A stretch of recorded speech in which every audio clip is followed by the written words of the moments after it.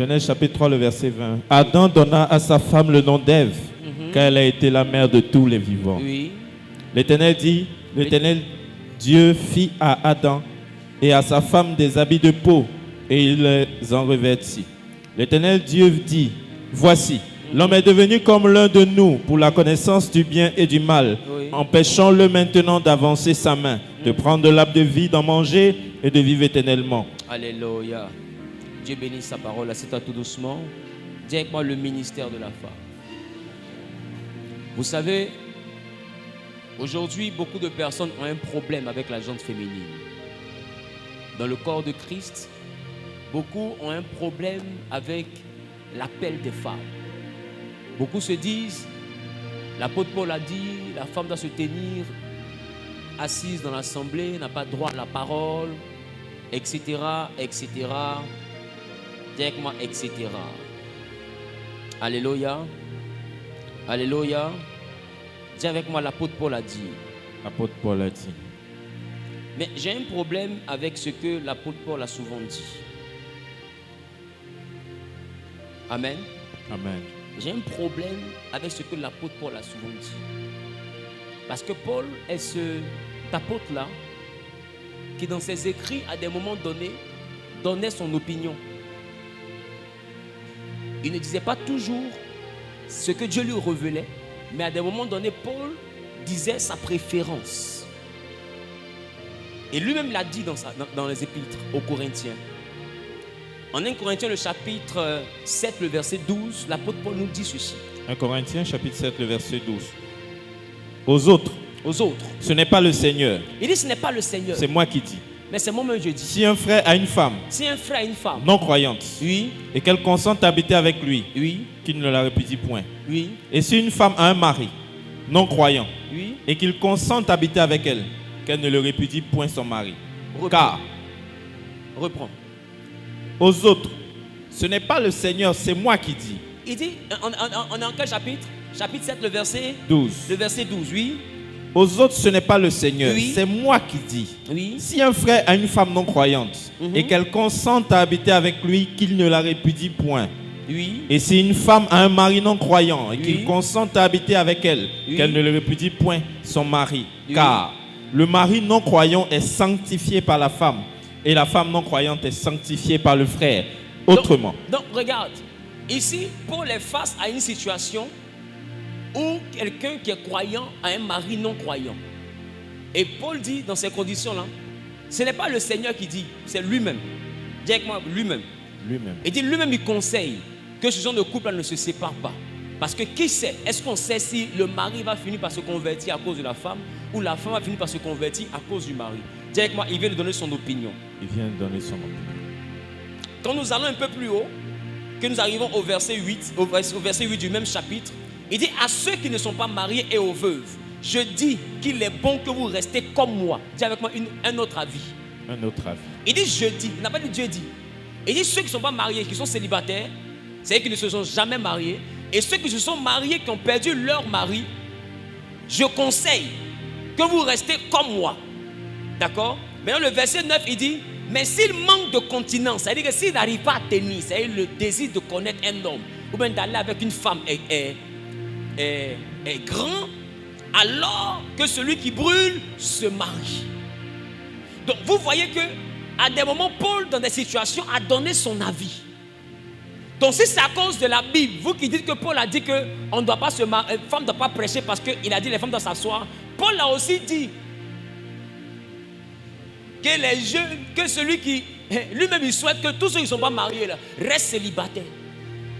Donc vous aussi qui suivez Paul là, ne vous mariez pas. Qui comprend de quoi je parle? Donc il y a des fois où l'apôtre Paul a donné son avis. Son avis est peut-être sage, mais son avis ne peut pas remplacer la parole de Dieu.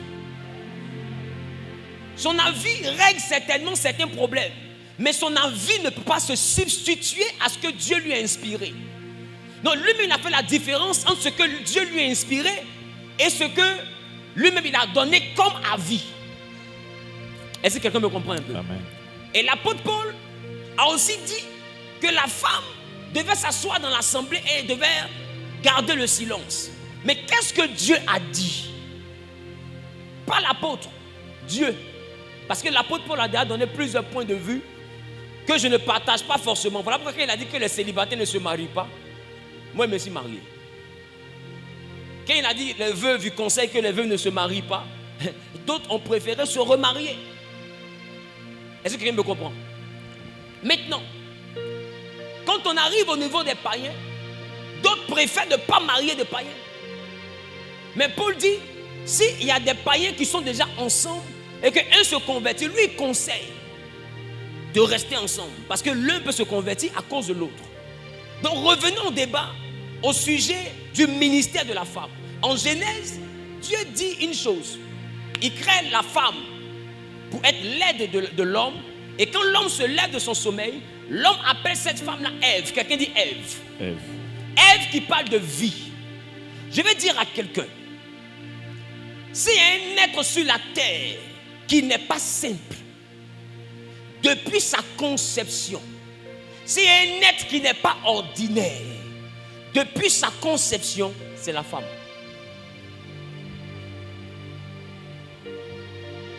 Dis avec moi, c'est la femme. C'est la femme. Bizarrement, quand Dieu a créé l'homme, Dieu a donné un ministère à l'homme. Le ministère de l'homme, c'était de gérer la terre. Mais quand Dieu a créé la femme, Dieu aussi a donné un ministère à la femme. Le ministère de la femme, c'était de secourir l'homme. Quand il dit je lui ferai une aide, l'étymologie parle de je lui ferai un secours.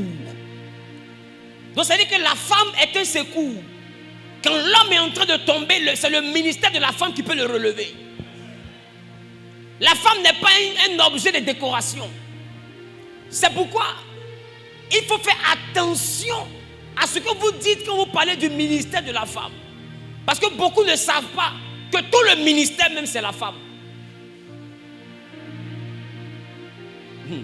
Dis pousse, je vais pousser.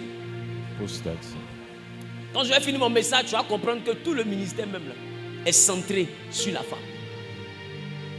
Quand Satan a voulu détruire l'humanité, il ne s'est pas adressé à Adam. Il s'est adressé à Ève. Et quand Dieu est venu, c'est à Ève c'est au serpent qu'il a dit, j'ai créé une inimitié entre toi et la postérité de la femme. Tu lui piqueras le talon, mais elle t'écrasera la tête. Donc la capacité encore de vaincre le serpent a été donnée à la femme. Quand Dieu a créé l'homme, c'est le seul jour où Dieu a dit, n'a pas dit plutôt, que tout ce qu'il avait fait était bon. C'est le seul jour où Dieu a dit, il n'est pas bon. Pendant 6 jours, Dieu disait, ce que je fais est bon. Mais quand il a créé l'homme qui n'a pas mis la femme auprès de l'homme, c'est ce seul jour-là que Dieu a utilisé la formule, il n'est pas bon. Or, tous les autres jours, il disait, ce que j'ai fait était bon. Mais quand la femme n'existait pas, lui-même il a dit, il n'est pas bon que l'homme soit seul. C'est pour dire qu'un monde sans la femme n'est pas un bon monde. Une église sans la femme n'est pas une affaire. Et je vais te dire une chose. D'ailleurs, une assemblée même où il y a beaucoup d'hommes que de femmes, il faut douter de l'affaire. C'est la philosophie qui est là-bas. Parce que la femme ressent la présence de l'esprit. Voilà pourquoi elle était avec Adam. Mais quand le serpent a parlé en tant qu'esprit, c'est elle qui a entendu.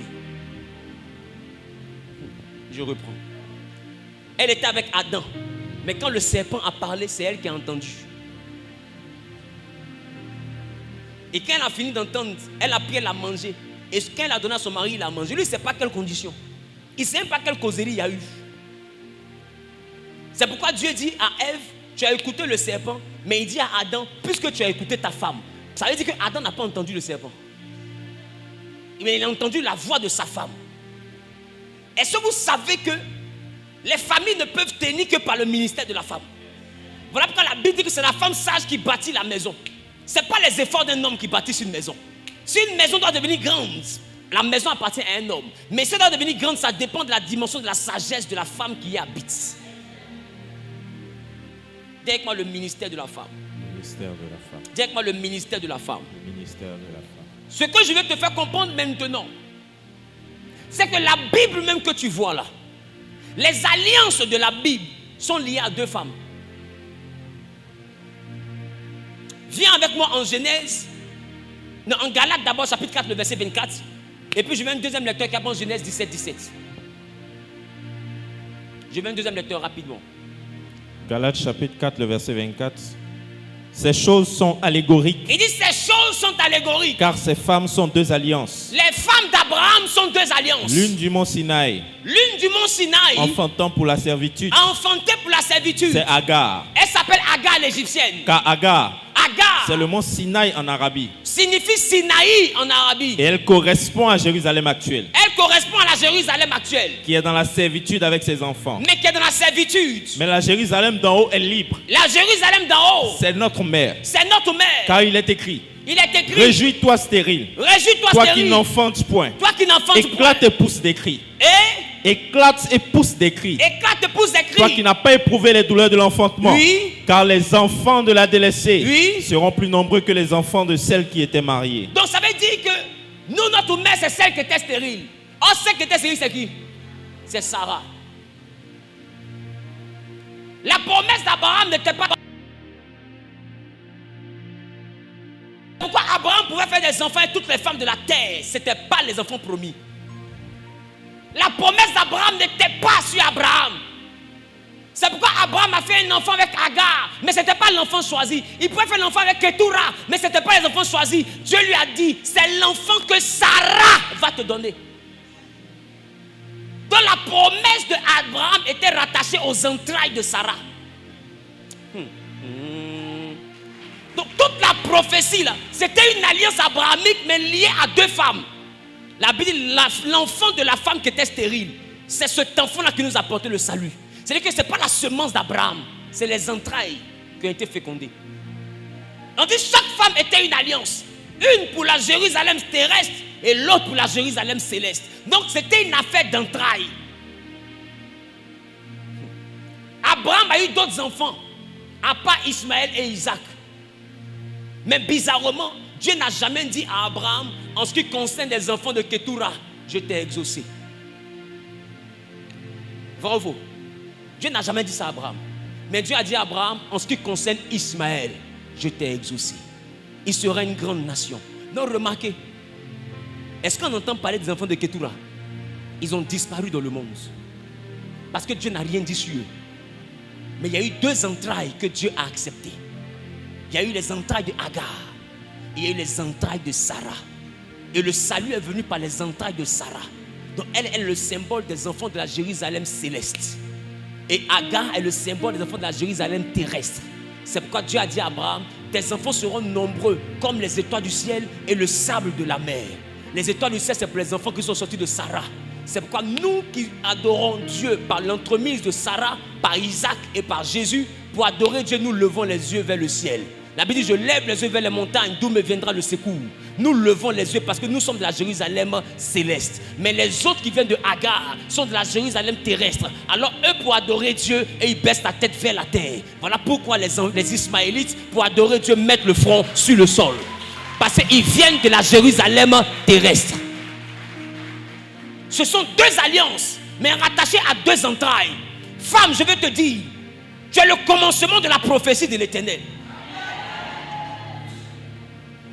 Quand Dieu veut faire venir un grand homme, pour les hommes qui disent femme ne doit pas parler, là. Quand Dieu fait venir un grand homme, il ne choisit pas un grand homme, mais il choisit une grande femme. Oh yes.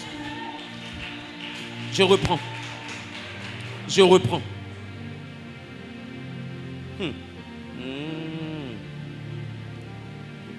Genèse 17, 17 dit quoi? Abraham tomba sur sa face. Oui. Il rit et dit en son cœur, Oui. naîtrait-il un fils à un homme de 100 ans? Est-ce qu'un homme de 100 ans peut avoir enfant encore? Et Sarah, âgée de 90 ans, enfanterait-elle? Oui. Et Abraham dit à Dieu, oh, qu'Ismaël vive devant ta face. Il dit c'est mieux, il faut prendre Ismaël. Mais est-ce que tu dis là, c'est impossible? Dieu dit, Oui. certainement, Oui. Sarah, ta femme, t'enfantera un fils. Certainement, Sarah, ta femme, t'enfantera un fils. Et tu l'appelleras du nom d'Isaac. Il dit l'enfant de Sarah, tu l'appelleras Isaac. J'établirai mon alliance avec lui. C'est avec lui que je vais établir mon alliance. Amen. C'est-à-dire que tu peux faire les enfants à toutes les femmes que tu veux. Mais moi, c'est l'enfant qui sort du ventre de Sarah. Donc dites-moi, dans ce cas, le problème est où? Dans la semence d'Abraham ou bien dans le ventre de Sarah? Aussi longtemps que le ventre de Sarah ne s'ouvre pas, l'enfant promis ne vient pas. Donc Abraham est libre de se prostituer. Il est libre. Il peut faire 10 000 enfants, c'est son problème. Mais tant que les tombes de Sarah ne s'ouvrent pas pour laisser venir Isaac, la promesse ne s'accomplit pas. Donc finalement, ce n'est plus la semence d'Abraham le problème, c'est les entrailles de Sarah le problème. C'est pourquoi la Bible dit, avant que tu ne sortes de son sein, du sein maternel, je t'avais consacré. Dieu ne nous met pas à part dans les reins de nos pères. Dieu ne nous met pas à part dans les reins. Nous avons l'origine des reins de nos pères, mais il nous distingue dans les entrailles de notre mère. C'est dans les entrailles que la prophétie se déclenche. C'est dans les entrailles que Dieu nous investit de l'onction de la mission. Consacrer, c'est quoi? C'est mettre à part pour une mission. Et ça se passe dans le ventre de la mère. Et ce qu'il a dit à Jérémie, avant que je ne t'eusse formé dans le ventre de ta mère, je te connaissais. Avant que tu ne fusses sorti de son sein, je t'avais consacré et établi prophète. Non, ils n'ont pas consacré quand la mère était fécondée. Ils l'ont consacré quand la mère voulait accoucher, dans le ventre de la mère. Donc le problème n'était pas le mari. Le problème c'était quelle était la femme qui l'avait enceintée. Femme, tu n'es pas une erreur. Au commencement, on t'appelait Ève, ce qui signifie vie. Ça veut dire que rien ne vit si la femme n'adopte pas. Rien. Prenez le temps aujourd'hui, regardez. Tout ce que la femme accepte, grandit. Tout ce que la femme valide, pousse. Et c'est la raison pour laquelle Satan s'en prend aux femmes. Prenez le temps de remarquer. Même pour détruire la terre, c'est les femmes qui sont utilisées. Par la nudité, par la dépravation des mœurs, par la prostitution, par la débauche. Aujourd'hui, tu as 1000 francs, tu as une femme. Satan aujourd'hui a fait des choses bizarres de la femme pour qu'elle perde sa valeur et pour qu'elle soit distraite. Parce que Satan sait que si la femme retrouve sa position dans son ministère, il est fini. Il n'attaque pas trop les hommes, c'est les femmes qui l'attaquent. Parce que depuis le commencement, il sait que les éléments les plus dangereux de la terre, ce n'est pas les hommes. De nature, celui qui secoue est toujours plus puissant que celui qu'on secoue. Je reprends. De nature, celui qui aide est toujours plus fort que celui qui doit aider. Voilà pourquoi, au temps de Samson, là où plusieurs hommes avaient échoué, 3000 Philistins avaient échoué face à Samson avec une mâchoire d'âne, une seule femme a réussi. Elle s'appelait Dalila. Est-ce que je parle à quelqu'un?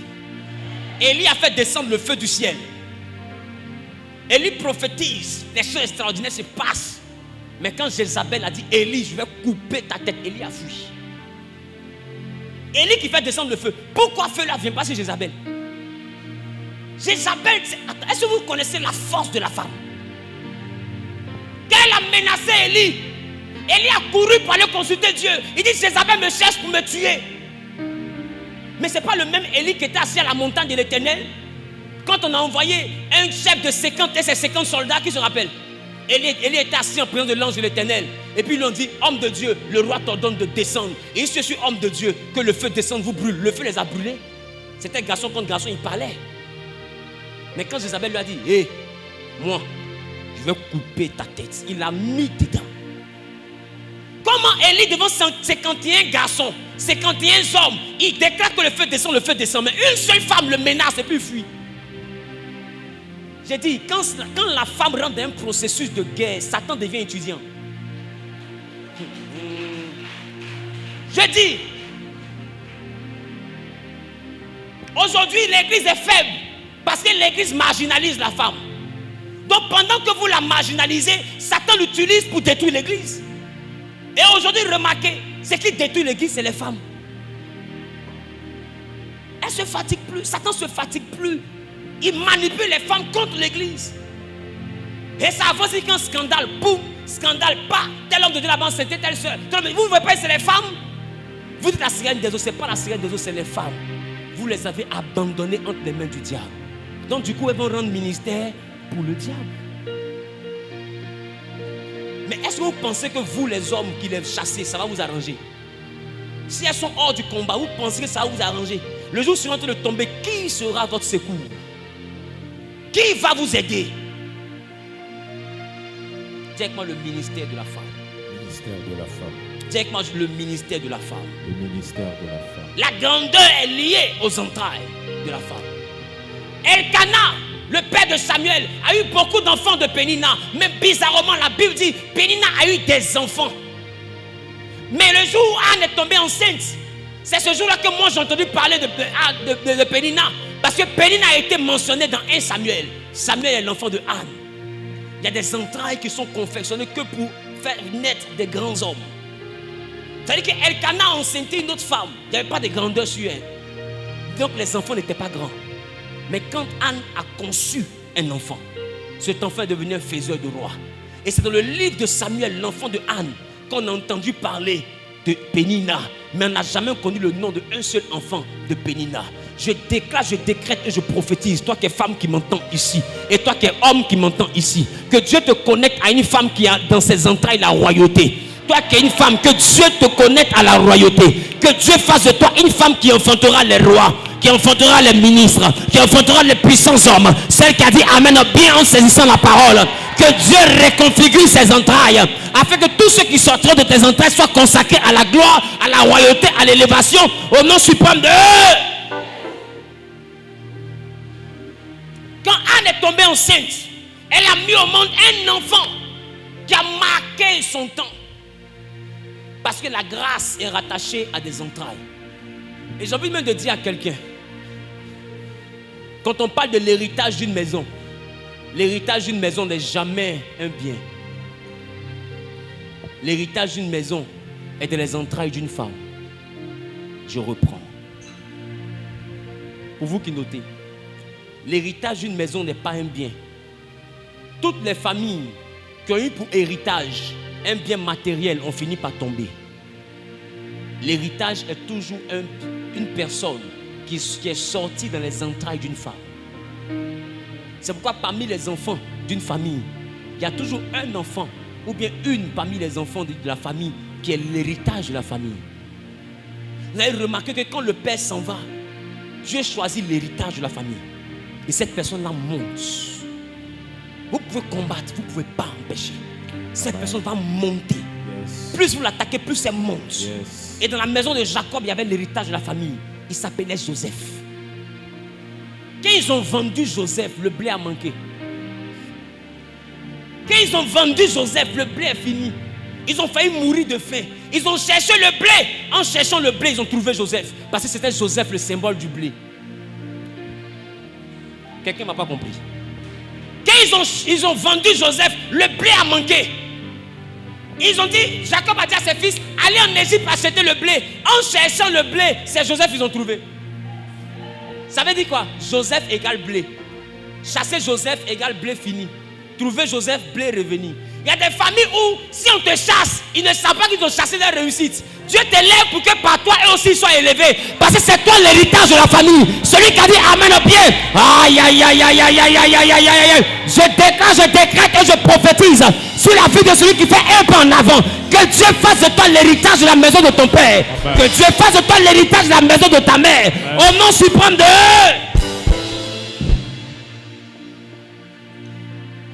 Quand une famille jette son héritage, quand une famille jette son héritage, elle finit comme les frères, comme la famille de Jephthé.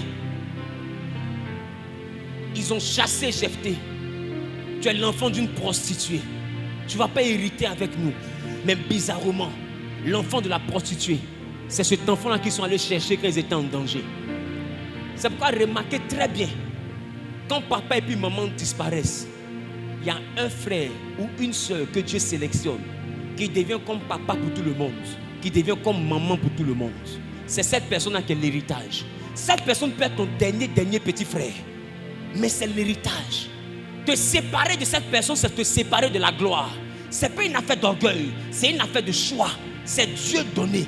Il peut être le dernier, elle peut être la dernière, tu peux être l'aîné, mais il faut avoir l'humilité de reconnaître qui est l'héritage de la famille. Il ne faut pas combattre l'héritage, il faut te rallier. On ne combat pas l'héritage. Si tu combats l'héritage, tu vas tomber. Et d'ailleurs, j'ai envie de dire à quelqu'un, quand l'héritage brille, tu as l'impression qu'il te fait de l'ombre. Alors tu sors de son ombre pour avoir le soleil. Mais à peine tu quittes son dos, tu te rends compte qu'il n'y avait pas de soleil. Je reprends. Des fois, tu vois ta petite soeur, ton petit frère, tu le combats, tu ne l'aimes pas, peut-être tu dis qu'à cause de lui, on pense que c'est lui seul. C'est pas qu'on pense que c'est lui seul, c'est lui seul.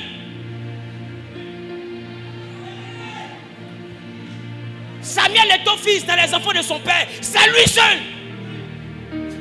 Didier Drogba dans les enfants de son père, c'est lui seul. Il faut te battre, mais il faut finir le frère de Drogba, c'est tout ce qu'on te demande. Qui comprend de quoi je parle? Il faut sauter, mais il faut finir le frère de Samuel Eto'o. Donc il ne se fatigue pas. Tu fais quoi dans la vie? Il dit, je suis le petit frère de Samuel Eto'o. Vous n'avez pas entendu ça à la télévision? On a demandé, tu fais quoi dans la vie? Il dit, mon travail là, c'est être le petit frère de Samuel Eto'o. Toi, tu ne comprends pas quoi? C'est tout, on doit t'expliquer. De toute façon, il a réussi là. C'est pour nous tous. Il y a des familles où quand tu commences à rêver de grandeur, ils te vendent comme Joseph. Oh, ils savent pas de toute façon, ils t'ont vendu là. C'est la réussite de la famille qu'ils ont vendu comme ça. Parce que c'est aïe, aïe, aïe, aïe, aïe, aïe. Parce que c'est de toi que sortira la gloire. C'est de toi que viendra l'élévation. Je ne m'adresse pas à tout le monde. Je m'adresse à un homme qui porte une destinée glorieuse. Je m'adresse à une femme qui porte une destinée glorieuse. Prends que tu cours pour saisir la parole. Que l'Éternel te fasse monter. Au nom suprême de... Avec moi, je suis l'héritage de la maison de mon père. Beaucoup de personnes ne comprennent pas. Celui qui a compris ce mystère, quand ton père meurt, tu ne luttes pas terrain. Quand ton père meurt, tu ne luttes pas maison. Quand ton père meurt, tu ne luttes pas voiture. Quand ton père meurt, tu ne luttes pas compte en banque. Quand ton père meurt, tu rentres en prière et tu demandes à Dieu, Seigneur, papa est parti. Qui est le nouveau papa? Tu as forcément choisi parmi tout le monde quelqu'un qui est comme papa pour nous. C'est qui? Quand Dieu te révèle, connecte-toi, ne te sépare plus jamais. Parce que tu l'aimes, tu ne l'aimes pas, elle va monter. Tu l'aimes, tu ne l'aimes pas, il va monter. Et il va monter jusqu'à ce que tu comprennes que c'est l'arbre que Dieu a donné à votre famille. Et tous les oiseaux doivent se réfugier dans ses branches. Tu veux haut, c'est ça. Tu veux pas haut, c'est ça. L'oiseau de la famille qui ne se réfugie pas dans ses branches, la pluie va le mouiller. C'est lui l'héritage. Est-ce que quelqu'un comprend de quoi je parle? L'héritage n'est pas un bien, l'héritage est une personne. Et j'ai comme l'impression que cette personne est venue aujourd'hui. Aïe, aïe, aïe, aïe, aïe. C'est pourquoi je dis, je ne parle pas à tout le monde. Je parle à quelqu'un. J'ai comme l'impression que la personne qui est l'héritage est venue aujourd'hui. Aïe, aïe, aïe, aïe, aïe. Et quand nous sommes enfants de Dieu, nous sommes l'héritage de la maison de nos familles. De nos parents. C'est la raison pour laquelle vous allez remarquer une chose. Quand tu deviens enfant de Dieu, il y a des moments où ta famille te rejette, tes frères t'abandonnent, ils te font des coups bas, ils sont méchants. Tu ne comprends pas pourquoi. C'est parce que c'est toi l'héritage. À un moment donné, il faut qu'on te jette. Parce que la graine qu'on a dans la main, elle ne devient pas un arbre aussi longtemps qu'on ne la jette pas par terre. Quand tu la jettes, c'est alors que le noyau de la mangue devient le manguier. J'annonce à quelqu'un, ils t'ont pas jeté pour que tu meurs, mais ils t'ont jeté pour que tu pousses. Ils t'ont jeté pour que tu pousses. Ils t'ont jeté pour que tu pousses. Qui a dit amène bien et monte à un autre niveau au nom suprême de... Quelqu'un dit ils m'ont jeté pour que je pousse.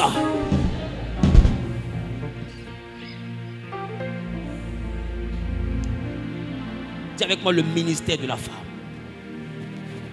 Dis l'héritage d'une famille. L'héritage d'une famille.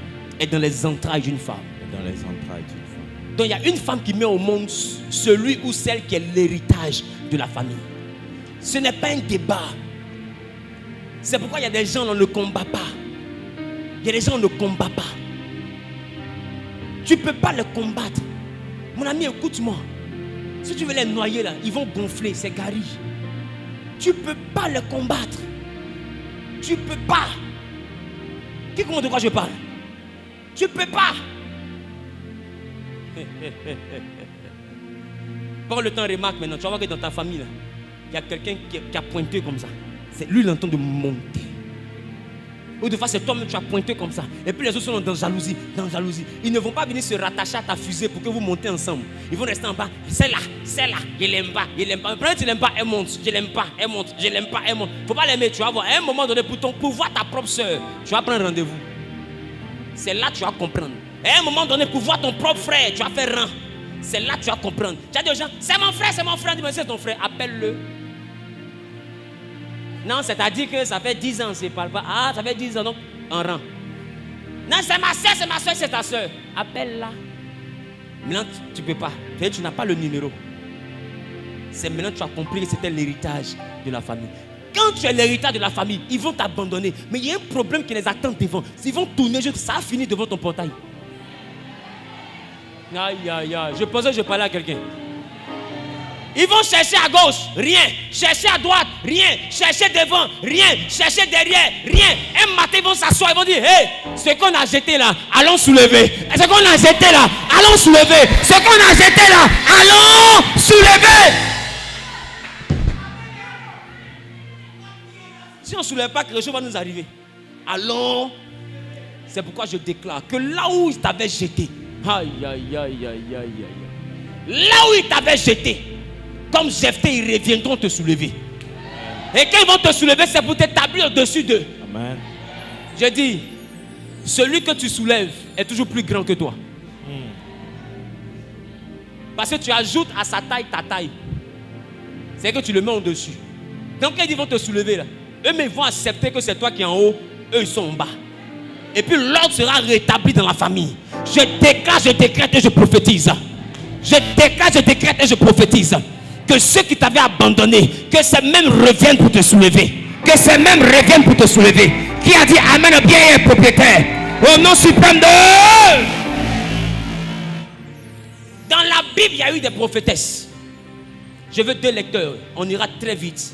Nombre, chapitre 12, le verset 1 en 2. Et chapitre 4, le verset 6. Nombre, chapitre 12, le verset 1 en 2. Et ensuite, le verset 4 à 6 plutôt. Que dit la Bible? Nombre, chapitre 12, le verset 1.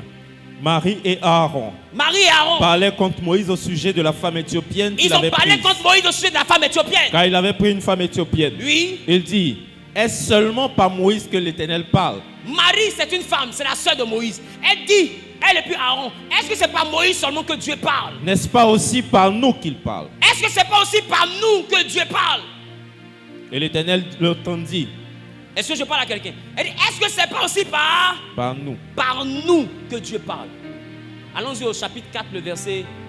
Au chapitre 4, le verset 6. Non. Donc, ça veut dire que Marie entend de dire une chose. Moïse, de toute façon tu parles là. Nous aussi, Dieu parle par nous. C'est-à-dire que Marie avait le prophétique en elle. Prends avec moi Exode 15, 20. Non, chapitre 4, verset 6. Oui. Ils mettront dessus une couverture de peau de dauphin. Oui. Et ils étendront par-dessus un drap entièrement. Attends, on va prendre Exode rapidement. Oui. Exode 15, 20. Marie, la prophétesse, sœur d'Aaron. Attends. On dit Marie. La prophétesse. Donc, ils veulent quoi? Donc, demande à ta voisine. Les gens, ils nous veulent quoi? Ils nous veulent quoi? On dit Marie. La prophétesse. La prophétesse. On n'a même pas interprété. On dit Marie, la sœur de Moïse. Elle était prophétesse. La Bible l'appelle Marie, la prophétesse. Bon, c'est les prophétesses. C'est un ministère. Elle est prophétesse au même titre qu'Aaron était prophète. Donc, Marie est prophétesse. Et on dit que c'était la sœur d'Aaron. Oh, la sœur d'Aaron est aussi la sœur de Moïse. Donc, des femmes étaient servantes de Dieu dans la Bible. Allons-y encore dans le livre de Juges, chapitre 4, le verset 4 à 5. Juges 4, verset 4 à 5. Et toi, tu prends Ésaïe, chapitre 8, le verset 3. Juges, chapitre 4, le verset 4. Dans ce temps-là, Oui. Déborah, prophétesse. En ce temps-là, Déborah, prophétesse. Femme de Lapidote. Femme de... Était juge Lapidote. Était juge en Israël. Elle siégeait sous le palmier de Une Déborah. femme, elle était assise sur la place publique. Vous suivez? Elle siégeait sous le palmier de Déborah entre Rama et Bethel. Oui. Dans la montagne d'Éphraïm. Et les enfants d'Israël montaient vers elle pour être jugés. Donc, le peuple d'Israël montait vers elle pour être jugé. Ce n'est pas un ministère. On dit elle était sous le palmier de Déborah. Ce n'est pas son nom. Le palmier porte son nom. Un peu comme c'était son assemblée. Donc on connaît où on la retrouve. Et on appelle celui-là le palmier de Déborah. Quand on a c'est pour voir Déborah. On dit tous les enfants d'Israël faisaient quoi? Ils montaient vers elle pour être jugés. Vous voulez quoi? Non, la femme ne doit pas s'asseoir. Parce que la femme ne doit pas déclarer des paroles sur l'homme. Quand Déborah est assise et puis les enfants d'Israël viennent, c'est les femmes seulement. Les enfants d'Israël qui viennent vers Déborah pour que Déborah rende ministère, c'est les femmes seulement. Donc, en tant que prophétesse, Aaron, Marie, la soeur de Moïse, elle prophétisait que sur les femmes. Les gens qui disent qu'une femme va bénir un homme, c'est un sacrilège. Donc, Déborah, là, Dieu a dit à Déborah, tu es prophétesse pour les femmes. C'est ça. Donc, dans ce cas, la Bible devait dire, les filles d'Israël montaient vers elle pour être jugées. Là, on est sûr que les garçons ne sont pas dedans. Qu'est-ce que les gens ont même? Ils mangent quoi?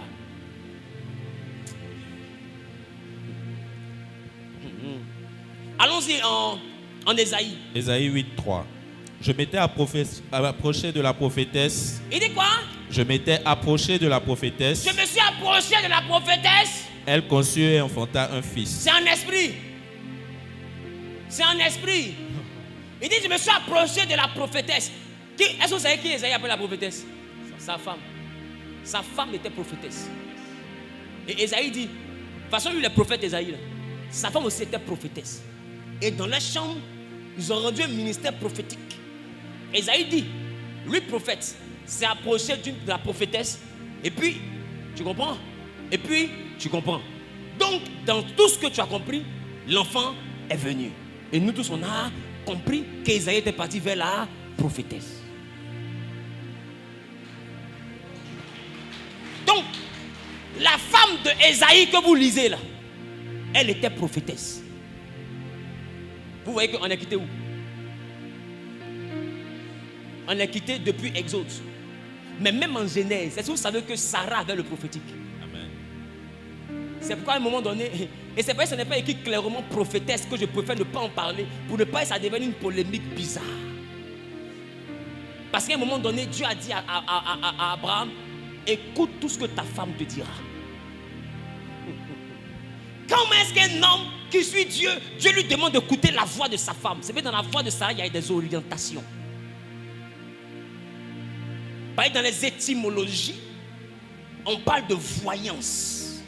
Sarah n'était pas n'importe quelle femme. Elle avait quelque chose. Bref, revenons là où c'est bien écrit. Pour ne pas que ça devienne un débat. C'est écrit où? Là, en fait, c'est ça. Quand tu parles, dit, c'est écrit où? Viens où c'est écrit là. Donc, il y avait une prophétesse qu'on appelait Déborah. Il y avait une prophétesse qu'on appelait Marie ou Myriam, qui était sœur de Moïse. Il y avait une prophétesse aussi qu'on appelait Hulda. Et il y avait la prophétesse qui était la femme d'Ésaïe. Hulda, c'est dans le livre de 2 Rois, chapitre 22, le verset 14 à 15. Et toi, il faut prendre Néhémie, chapitre 6, le verset 14.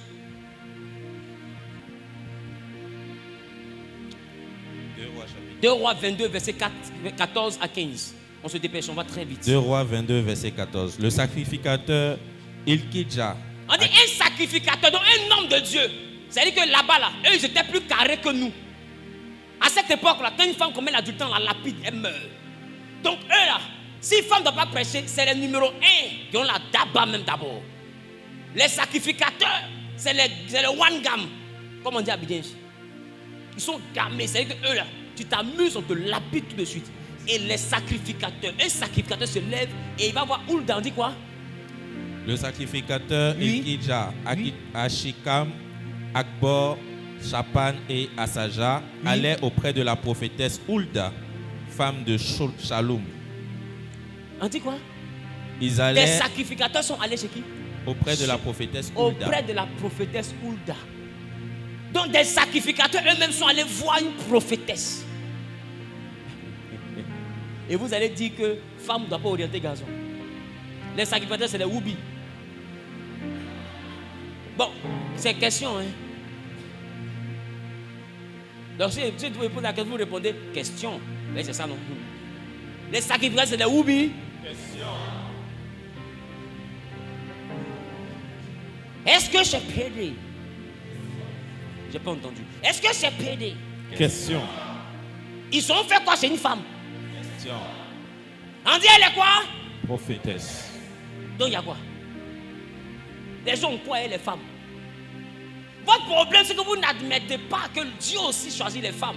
Et d'ailleurs, Dieu n'a pas aussi choisi des femmes. Dieu a d'abord. Alléluia. Vous savez pourquoi? Parce que tout était en paix. Et c'est les femmes qu'on a attaquées d'abord. Et les femmes ont fait tomber l'homme ensuite. Donc Dieu compose d'abord avec les femmes. et ensuite avec les hommes. Parce que celles qui ont renversé là, c'est elles qui peuvent redresser. Allons-y, poursuivons, vous allez comprendre.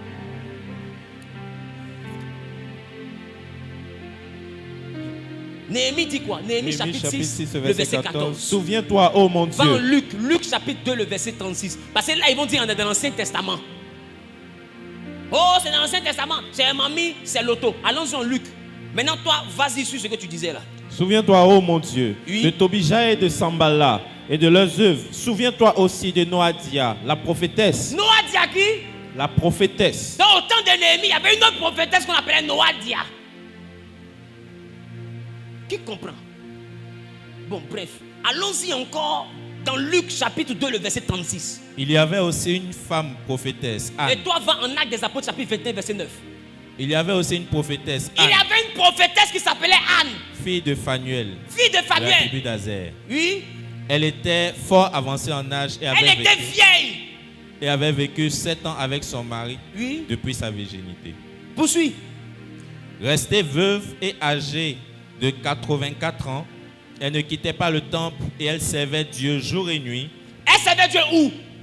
dans le temple. Elle ne quittait pas le temple. Non, elle était prophétesse dans le temple. Dans le temple, là, c'est les femmes seulement qui rentraient. Elle servait Dieu où? Dans le temple. Avec qui? Les sacrificateurs, les pharisiens, les sadduciens, ils étaient tous dans le temple à servir Dieu. Et elle était là-bas pas en tant que sacrificateur, mais en tant que prophétesse. Vous voulez voir? Dans le temple, là, elle n'avait pas le droit de prier pour quelqu'un aussi. Élisée n'a pas prié pour quelqu'un. Et il n'a pas prié pour quelqu'un. C'est que les femmes prophétesses aussi ont prié pour des gens. C'était que des femmes? Non. Donc pourquoi on dit la femme n'a pas autorité sur l'homme? Si elle prie sur un homme, c'est une malédiction parce que c'est comme si elle a pris l'ascendant sur l'homme. Écoute, la Bible ne parle pas de l'homme en général. La Bible parle de son mari. C'est que tu peux être prophétesse, mais quand tu rentres dans la maison de ton mari, tu deviens une femme. Mais quand tu sors de ta maison, tu deviens une prophétesse. Et c'est la même chose qu'un prophète. Quand tu rentres dans ta maison, tu es l'époux de ta femme. Quand tu sors de ta maison, tu es le prophète. Il faut qu'elle fasse la différence entre le prophète et le mari. Parce que le prophète ne l'a pas mariée.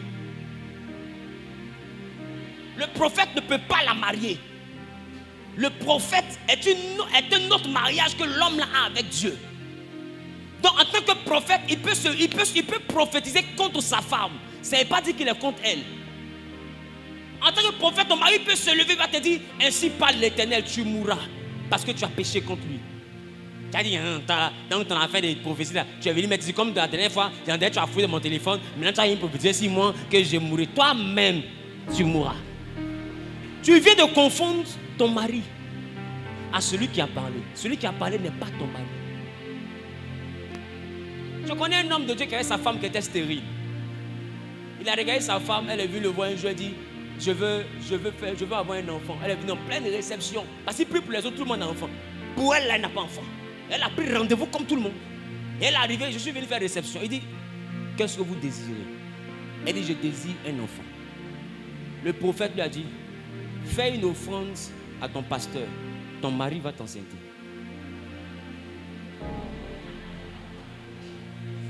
C'est bizarre, non? Or, celui qui parle, c'est le mari. Et le mari dit à sa femme: fais l'offrande au prophète et ton mari va t'enceinte. Elle est partie chercher l'argent. Elle a fait offrande à son même mari, mais en tant que prophète. Il a prié pour elle, ils ont eu un garçon.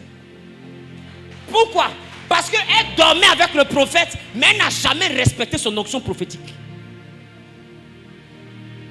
Tu peux être la femme de ton mari tout en restant sa fille spirituelle. Donc il faut faire la différence. Le jour il te parle en tant que père et le jour il te parle en tant que mari. Ça fait deux. Myriam était la sœur de Moïse. Elle s'est permise de parler à Moïse en tant que sœur. Là où Moïse était établi en tant que prophète, Dieu l'a frappé de lèpre. En tant que sœur, c'est la grande sœur de Moïse. Moïse lui doit du respect. Mais en tant que prophète, Moïse est le père dans la foi. Ils lui doivent du respect. Est-ce que vous voyez la différence? Très bien. Donc tu veux pas, si ta femme est prophétesse, son côté prophétique, il faut respecter ça. Il faut respecter. Sinon, tu vas te faire un truc que tu vas pas supporter. Je parle à quelqu'un. Là encore, ils vont dire: Anne, c'était quand Jésus était petit. Le Saint-Esprit n'est pas encore venu. Dans ce cas-là, l'église primitive n'a pas encore pris forme. Donc on est tous dans l'ancienne alliance. Je suis d'accord avec ça. Parce qu'effectivement, l'Ancien Testament ne finit pas en Matthieu. L'Ancien Testament finit lorsque le voile est déchiré. Amen. Parce que le voile est le symbole de l'Ancien Testament. Donc quand Jésus meurt à la croix et que le voile se déchire, c'est la fin de l'Ancienne Alliance et c'est le début de la Nouvelle Alliance. Parce que la Bible dit que Jésus est né et a grandi sous la loi. C'est-à-dire que tout le long de la vie de Jésus, depuis sa naissance, il était sous la loi. Donc la grâce est venue à partir de la croix. On est d'accord. Mais Actes des Apôtres chapitre 16 nous dit quoi? Actes des Apôtres chapitre 16, le verset 9. Pendant la nuit... Non, chapitre 21 plutôt, le verset 9. Allons-y rapidement. 21, le verset 9. Il avait 4 filles vierges qui prophétisaient. On dit il avait 4 filles vierges qui prophétisaient. On est dans la maison de qui? De Philippe. Philippe l'évangéliste, le même Philippe de quel vous parlez qui a baptisé l'eunuque éthiopien. Philippe avait 4 filles vierges qui étaient prophétesses. Elles avaient le ministère. Bon, toi-même, il faut voir. Donc elle prophétise, c'est sur les garçons seulement. Femme, tu as un ministère. Amen. Et tu as droit au ministère. Ne laisse personne te distraire. Dis à ta voisine, ne laisse personne te distraire. Ne laisse personne te distraire. Maintenant, est-ce que vous savez que dans la Bible, les messages les plus importants étaient donnés aux femmes? Quand Jacob devait naître, c'est à Rebecca que Dieu a parlé. Vous pouvez voir ça en Genèse chapitre 25, le verset 23. Quand Jacob devait naître, c'est à Rebecca que Dieu a parlé. Genèse 25, verset 23. Quand Samson devait naître, c'est à sa mère que Dieu est apparu. Et elle a donné la commission à son mari Manoach. Et Manoach a dit, si c'est vraiment Dieu qui t'a parlé, qu'il revienne pour que je puisse le voir. Et Dieu est revenu parce qu'il a voulu voir Dieu pour confirmer la révélation. Sinon, c'est à sa femme que Dieu s'était adressé. Vous pouvez voir ça dans le livre de Juges, chapitre 13, le verset 3. Juges, chapitre 13, le verset 3. Dans le Nouveau Testament, pour que Jésus vienne au monde, c'est à Marie que Dieu s'est adressé. Vous pouvez voir ça en Luc, chapitre 1, le verset 28. C'est Marie qui a reçu la révélation. S'il y a un homme parmi plusieurs qui a reçu la révélation de la naissance d'un enfant prophétique, c'est Zacharie. Et ce seul homme est sorti muet. Je reprends. S'il y a un homme qui a reçu la révélation de la naissance de son fils, en tant que prophète, un grand homme, c'était Zacharie, père de Jean-Baptiste. Le seul qui est sorti de la présence de Dieu étant muet. Or, si vous remarquez bien, la question que Zacharie a posée à Gabriel, Marie a posé la même question.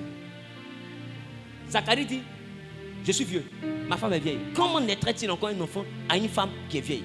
Et Gabriel lui a dit, je suis Gabriel. Je me tiens devant Dieu. C'est pourquoi toi, tu seras muet jusqu'à ce que la prophétie s'accomplisse. Il a dit quoi de mal? Il a posé question. Il a posé question. Mais regardez Marie. Elle dit à l'ange, je ne connais pas d'homme. Comment cela se fera-t-il? Gabriel ne dit pas, je suis Gabriel. Je me tiens devant Dieu. Pourquoi tu doutais? Femme, tu seras muette. Il ne dit pas ça. Il commence à expliquer. Il dit, le Saint-Esprit va venir sur toi. Ce jour-là, Gabriel a pris chaise. Il s'est assis. Il dit, toi, il va t'expliquer. L'autre là, il est frappé, mais toi, je t'explique. Le Saint-Esprit viendra sur toi.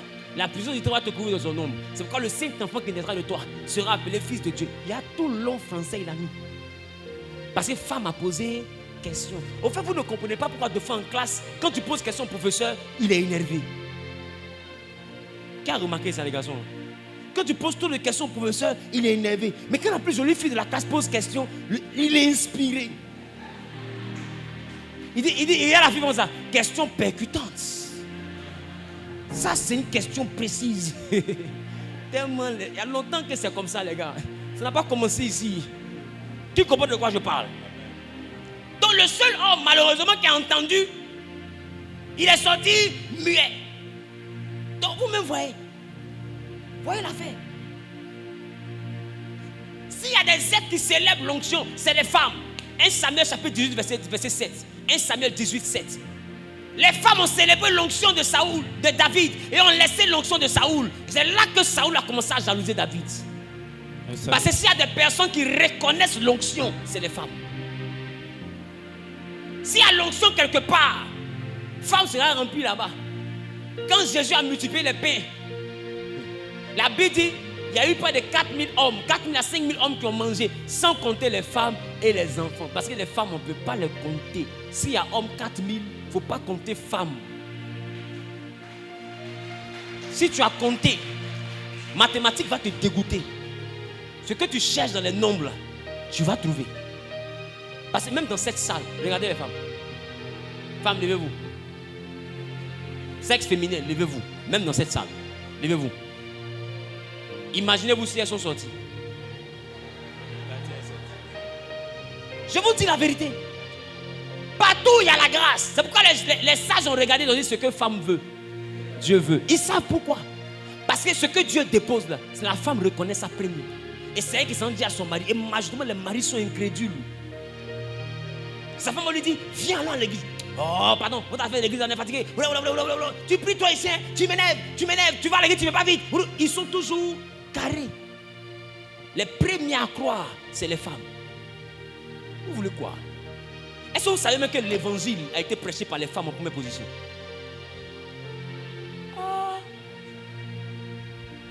Est-ce que vous savez que dans la Bible, il y a une femme qui a converti une ville sans le Saint-Esprit? Bon, je pense que beaucoup n'ont pas pu comprendre l'affaire. Quand tu vas en Jean, le chapitre 4, le verset 39, la Bible dit, beaucoup de Samaritains de la ville de Sichar se mettent à croire en Jésus à cause de quoi? Des paroles de la femme. Amen. Des paroles de la femme. Parce que la femme a dit quoi? Cet homme m'a dit toute ma vie. Elle est rentrée seule dans la ville de Samarie. Mais quand elle est ressortie, toute la ville la suivait. Elle seule. En Jean, le Saint-Esprit n'est pas encore descendu. Il est descendu en Actes des Apôtres, chapitre 2. Donc elle seule, elle est rentrée. Parce que Jésus a donné des détails sur sa vie. Elle dit, attends. Elle est rentrée en ville. Quand elle est ressortie, la ville est sortie. Et les gens de la ville ont dit à la femme, on n'a pas cru à cause de ce que tu nous as dit. C'est pour dire qu'on est venu à cause de ce que tu nous as dit. Mais si on croit, ce n'est pas à cause de ce que tu nous as dit, c'est à cause de ce que nous on a vu et puis on a entendu. Donc ça veut dire qu'ils ont reconnu qu'ils sont venus à cause de ce qu'elle a dit. Est-ce que vous savez que les premiers évangélistes des églises, c'est les femmes? Beaucoup viennent à l'église, ils ne croient pas en Dieu, mais ils viennent à cause des femmes. Aïe. Je vous dis la vérité. Beaucoup se sont retrouvés dans le baptême, dans le pointage. Il a pointé jusqu'à pointe au marteau, tout est dans sa main, puis il est dans l'eau de baptême. On dit, il y a quoi? On dit, mon ami, on va te baptiser. Il dit quoi? Mais ce n'est pas ce qui était prévu. Si, même on assiste là, il y en a, il n'est pas venu pour Dieu. Mais elle est là. Il est là. Elle est là. Donc, il est là. Elle dit Alléluia. Et aussi, à côté, il répond Amen. Femme. On va dire femme. Une seule femme est rentrée dans la ville de Samarie. Elle est sortie de la ville. Donne-moi un seul homme parmi les disciples de Jésus qui ont fait ça sans le Saint-Esprit. Le jour où Pierre était capable de convertir tout un monde comme ça en une seule fois, c'est le Saint-Esprit qui est venu l'aider. Mais elle seule, quand elle est rentrée, elle est sortie de la ville.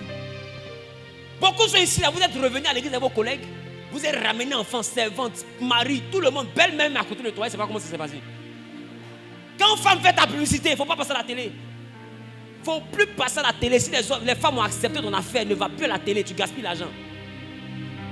Ton nom va remplir le pays, tu ne vas pas croire.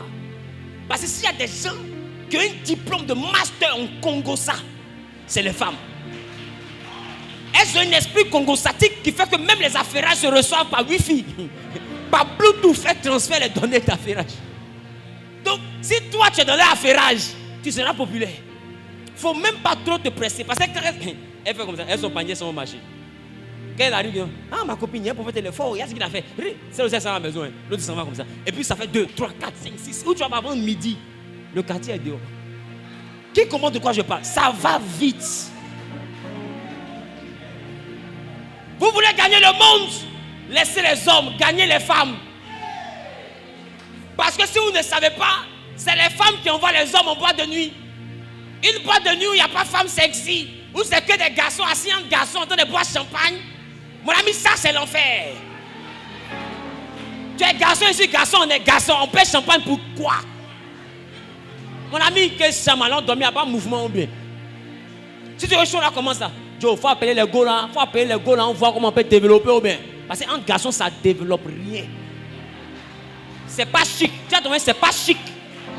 C'est quand la femme arrive que le sel vient de rentrer dans la sauce. C'est quand la femme arrive que le sucre est rentré dans le café. Quelqu'un qui a dit Amen au bien, hein? Que l'Éternel le bénisse avec une femme de valeur. Amen. Au nom de Jésus. Même dans le monde, femme est le goût du monde. Prenez le temps de remarquer. Aujourd'hui, pour attirer les gens dans la débauche, qu'est-ce que Satan prend? C'est les femmes, il prend comme appât. Et puis ça prend. Ça rate rien, ça rate pas fidèle, ça rate pas pasteur, ça rate personne, ça prend pour partir. Dites-moi que c'est faux. Aïe, vous êtes au courant de tous les scandales de l'église. Même pasteur qui a enceinté quelqu'un hors mariage, vous savez qui c'est? Quel pasteur a enceinté quelqu'un hors mariage? Qui c'est? Lève la main, tu ne vas pas te juger. C'est une information, lève ta main. Tu sais. Ah, tu sais pas. Tu sais plus. Toi, tu t'assois, tu piles les pasteurs de matin jusqu'au soir, tu ne sais plus. Lève ta main, on va quitter ici. Un pasteur soit ta camarade. Un pasteur soit toi. L'église. Non, en fait, vous êtes une église de vérité. Parce que vous mentez beaucoup. Toi, tu ne sais plus. Tu vas savoir, tu sauras. Dis à ta voisine, tu sauras. Alléluia. Dis-moi le ministère des femmes. Et je vous dis tout à l'heure, et c'est là que je termine, dans la parole de Dieu, l'évangile a été prêché par des femmes en première position. C'est quoi la bonne nouvelle? C'est quoi la bonne nouvelle? Christ est mort et il est ressuscité. Dis avec moi, point. Il dit, allez, vous serez témoins. Lève-toi, fais la phase. Lève-toi, fais la phase.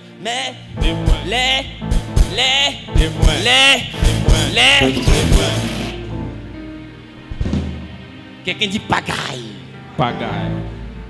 Maintenant, regarde l'affaire. Marc le chapitre 16, le verset 1. Marc en son chapitre 16, le verset 1. Lorsque le sabbat fut passé, Marie de Magdala, Marie mère de Jacques et Salomé achetèrent des aromates. On dit Marie de Magdala, Marie sœur de Jacques et Salomé achetaient quoi? Des aromates afin d'aller embaumer Jésus. On l'a enterré déjà.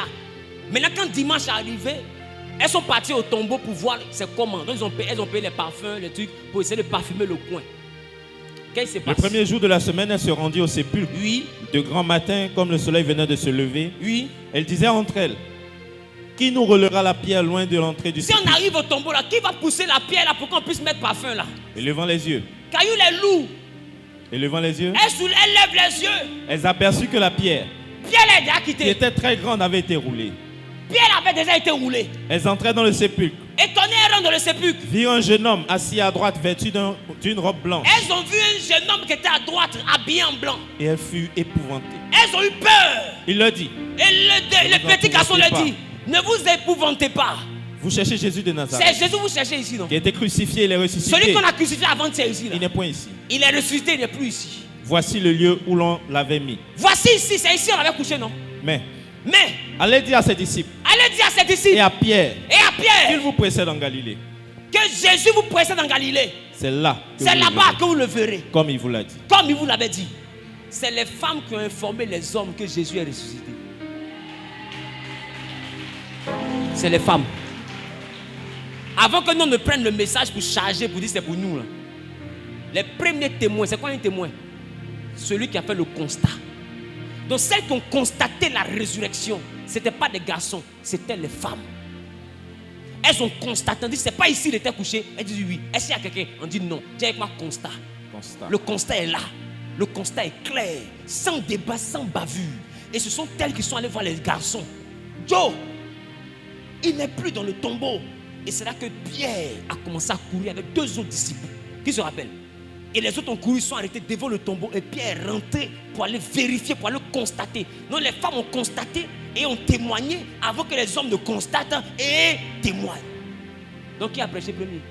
Femme. Il y a quoi? Qu'est-ce que les gens veulent? Il dit, soyez mes témoins. Premier témoin qu'il a fabriqué, c'était des femmes. 3 femmes. 2 maris, 1 Salomé. C'était les 3 témoins. Vous voulez, dis à ton voisin, vous nous voulez quoi? Dis, vous nous voulez quoi? Et même le clou du spectacle. L'église que nous sommes en train de faire est une femme. Yes. La Bible dit que l'église qui est témoin de Jésus-Christ, qui prêche au nom de Jésus, c'est l'épouse de Jésus. Donc si l'église est son épouse, c'est que lui, il est l'époux. Donc dans le foyer, là, il est le mari, l'église est la femme. Donc nous qui sommes ici, là, nous représentons une femme. Donc, ça veut dire que depuis toujours, c'est les femmes, la femme église qui prêche à l'humanité. Quand l'église prêche, c'est une femme qui prêche. Quand l'église gagne les âmes, c'est la femme de Christ qui gagne les âmes. Donc vous avez quel problème les femmes? Vous ne savez pas que dans le ciel, Dieu ne considère pas que tu es un homme. Il voit tout le monde comme étant les femmes. Parce que nous tous, nous sommes église, hommes comme femmes. Nous sommes le temple du Saint-Esprit. Donc nous prenons la configuration de femme pour être épouse de Christ. C'est que dans le ciel, là, il y a un garçon, c'est Jésus. Tout le reste, là, il nous voit dans la dimension d'épouse, femme.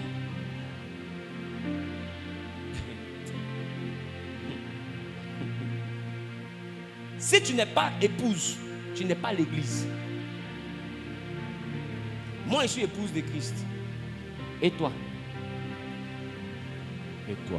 Et c'est en tant qu'épouse de Christ que moi je rends témoignage que mon mari qu'on avait tué là, il n'est plus dans le tombeau. Et toi? Peut-être que toi, et puis Jésus. Bon. Parce que nous, moi ici épouse. Peut-être que toi aussi tu es un époux. Donc, époux plus époux. Peut-être que toi et puis Jésus est dans un mouvement un peu bizarre. Regarde ton voisin, vous dites, toi tu es quoi? Toi tu es quoi? Regarde les garçons, vous dites, toi tu es quoi? Toi tu es quoi? Parce que ici dans l'église, toi tu es encore un homme. C'est que le mouvement là, C'est bizarre. c'est un peu bizarre. Parce que c'est un foyer. Lui il a déjà dit que lui il est l'époux. Dis avec moi, époux là c'est bouclé. Maintenant quand toi tu dis que tu es garçon, c'est qu'un garçon peut être épouse. C'est-à-dire que spirituellement il te considère comme étant une femme. C'est pourquoi tu peux devenir épouse de Christ. Donc si toi spirituellement tu es encore garçon devant Christ, toi-même, il faut essayer de voir parce que je ne comprends pas toi pour toi là. Maintenant toi tu dis que tu es garçon pendant que Christ est époux et puis les PDC veulent se marier, toi tu ne veux pas. Mais c'est toi qui as introduit le mouvement ici. Qui comprend de quoi je parle? C'est toi qui as envoyé le mouvement là ici. Si tu étais épouse de Christ, ça ne serait pas rentré ici. Amen. Donc vous qui dites que l'église n'est pas une femme, que femme doit prêcher là. Donc vous êtes des garçons, il n'y a pas de drap. Donc c'est que vous faites comme Jésus dans vous, votre foyer là. Qui est enceinte qui? Votre mouvement là c'est comment? Femme, tu as une destinée de gloire. Amen. C'est pourquoi toi qui étais influencé par ce genre d'enseignement, reprends courage, lève-toi et puis avance. Amen. Et que Dieu te bénisse. Amen. Tiens-toi debout rapidement, on va prier. Que Dieu bénisse toutes les femmes qui ont un appel au ministère ici au nom de Jésus. Que l'Éternel permette que vous puissiez marquer votre génération, marquer votre temps au nom suprême de Jésus-Christ de Nazareth. Dis à ta voisine, je crois au ministère de la femme. Je prie qu'à partir de maintenant, que l'Éternel fasse de toi l'épouse de Christ, une source de grâce et de bénédiction. Dans le nom de Jésus, quelqu'un a dit Amen.